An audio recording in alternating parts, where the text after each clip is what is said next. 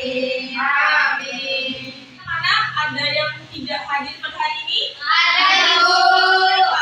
Tania. Kamu bisa menjawab? Izin katanya, Bu. Oh, Agus juga, Bu. Oh iya. Terima kasih. Iya, Ibu. Anak, ada yang tahu nggak kemarin kita belajar apa? Tahu, Bu. Apa sih, Ban? Betah. Ya, benar sekali. Sekarang kita akan belajar tentang, ada yang tahu nggak belajar tentang apa sekarang? Tahu, Bu. Apa? Makna dan strategi tablik dan dakwah. Makna dan strategi tablik dan dakwah. Kataku, tujuan pembelajaran kita pada hari ini adalah: 1. Memahami konsep dasar tablik dan dakwah. 2. Menjelaskan peran tablik dan dakwah dalam kehidupan sehari-hari. 3. Menganalisis strategi dakwah yang efektif untuk generasi muda. Baik anak-anak, sebelum kita memulai materi pada hari ini, alangkah baiknya kita akan melakukan ice breaking dulu. Baik, Bu. Ice breakingnya adalah siku, sakit, sikat, yaitu mengambil benda yang ada di sini. Paham? Paham. Siku, sakit, siku.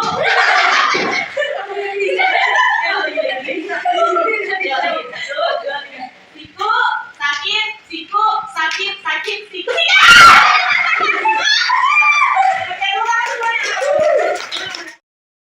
Ini adalah makna tablik atau pengertian tablik. Tablik menurut bahasa artinya baligh-baligh tablik yang berarti menyampaikan atau memberitahukan pesan atau ceramah secara lisan maupun perkataan. Bisa juga bermakna ceramah yang tidak disertai dengan rukun seperti khutbah. Bukan sekedar ceramah atau pesan biasa, tetapi sebuah ceramah yang sumbernya dari ajaran Islam yang disampaikan kepada satu orang atau banyak orang. Adalah dakwah, di mana dakwah ini berasal dari bahasa dari dakwah. Menurut bahasa, kata merupakan masdar kata dasar dari bahasa Arab, yaitu kata yang mempunyai arti mengajak, memanggil, dan menyeru untuk hal tertentu. Orang-orang yang melakukan pekerjaan dakwah disebut dai laki-laki dan dai yang adalah perempuan. Nah, sekarang adalah dalil tablik dan dakwah. Ada yang bisa membacakan dalil tablik dan dakwah? Ya, silakan Sibat. Dalil tablik dan dakwah terdapat dalam Quran surah An-Nahl ayat 125, yaitu serulah manusia ke jalan Tuhanmu dengan hikmah dan pengajaran yang baik, serta debatlah mereka dengan cara yang lebih baik. Sesungguhnya Tuhanmu dialah yang paling tahu siapa yang tersesat dari jalannya, dan dia pula yang paling tahu siapa yang mendapat petunjuk. Terima kasih. Beri tepuk tangan buat Sibat. Sekarang memasuki itu adalah strategi dari tablik dan dakwah. Ada yang tahu nggak dari strategi tablik dan dakwah? Saya, Bu. Silakan Wisnu. Nah, bagian dari dakwah itu yang lebih spesifik adalah menyampaikan atau menyiarkan ajaran Islam dengan mengaji bersama, menyampaikan ceramah, buat konten dakwah, ataupun memberikan bimbingan belajar. Bagus sekali. Ada yang mau ingin menambahkan lagi jawabannya? Saya, Bu. Silakan bisa. Nah, jadi strategi berdakwah itu mengajak, memanggil, atau menyeru orang lain untuk masuk agama Islam atau mendalami ajaran Islam dengan mempelajari ilmu agama secara mendalam, memilih akhlak yang baik, memilih metode yang tepat, dan lain-lain, Ibu. Sangat bagus Lisa. Berikan tepuk tangan untuk mereka. Kita belajar tentang makna dan strategi. Sudah kalian sudah tahu makna dan strateginya. Nah, sekarang apakah ada yang bisa mengaitkan materi hari ini dengan kehidupan nyata? Silahkan. Saya, Bu. Ya, silahkan Sibat. Ya, jadi dakwah itu bukan di sisi lain adalah ajakan untuk menjalankan kebaikan dan meninggalkan keburukan. Dakwah itu bisa dilakukan dengan berbagai cara, mulai dari tindakan langsung hingga melalui kata-kata bijak yang menginspirasi orang lain.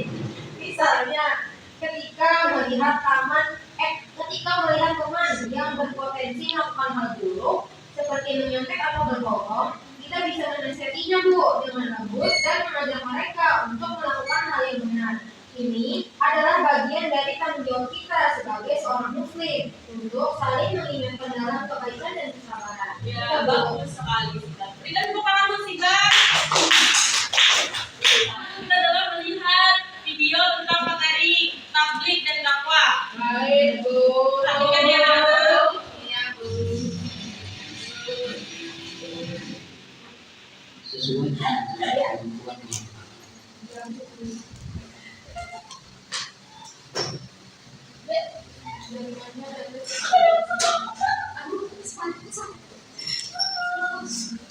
Kita juga mempunyai kewajiban untuk melakukan itu.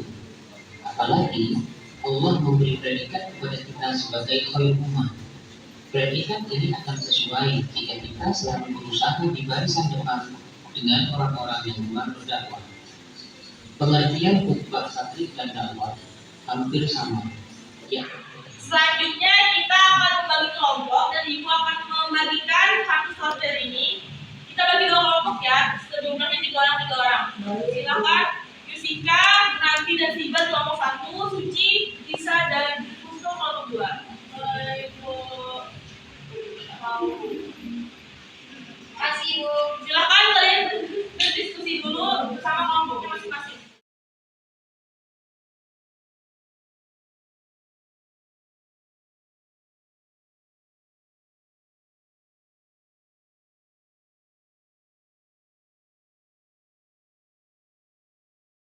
Nah, tadi kan sudah berdiskusi, sekarang kita akan melakukan presentasi.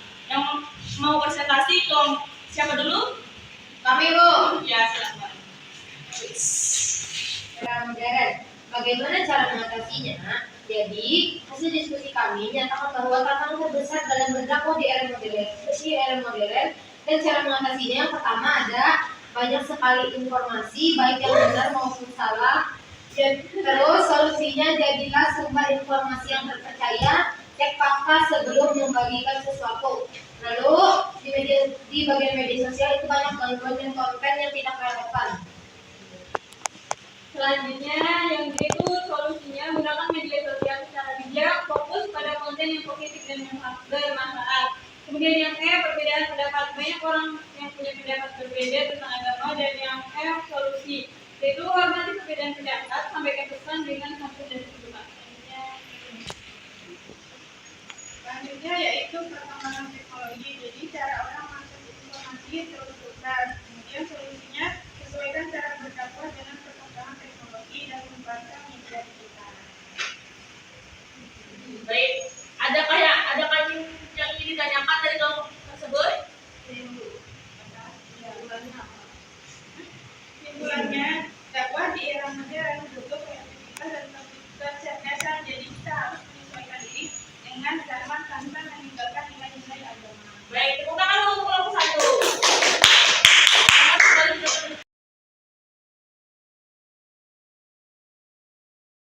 Ditanyakan dari kelompok tersebut? Tidak ada, Bu. Baik, tepuk tangan dulu untuk kelompok tersebut.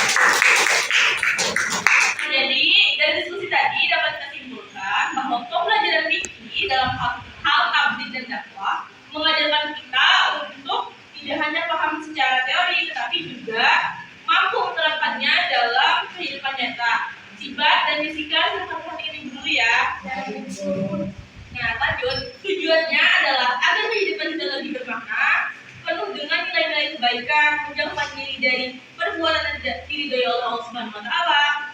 Melalui tabligh dan dakwah, kita berkontribusi dalam menciptakan masyarakat yang lebih baik, yang berpegang teguh dan berprinsip-prinsip moral dan agama. Jadi dakwah itu sangat berpengaruh di Islam. Ya, untuk maju depan. Maju aja. Pakai lagi simpan tuh. Kalian jelaskan apa yang kalian ketahui tentang dakwah? Jelaskan tidak? Kalau menurut Bruna, Bu, dakwah itu kayak menyebarkan ajaran Islam. Untuk dakwah itu contohnya kayak berceramah. Baik. Dan kali jalan-jalannya. Baik, dari diskusi dan penjelasan dari Ibu tadi, apakah ada yang ditanyakan? Silakan Bu Nanti. Tabligh dan dakwah dalam Islam. Baik, tabligh dan dakwah adalah perintah Allah Subhanahu wa taala. Dengan bertabligh dan berdakwah, kita kita menjalankan tugas sebagai umat Islam untuk menyebarkan kebaikan dan mengajak orang lain untuk kepada kebenaran. Apakah dapat dipahami nanti? Ya, baik. Apakah pelajaran hari ini sangat menyenangkan, anak?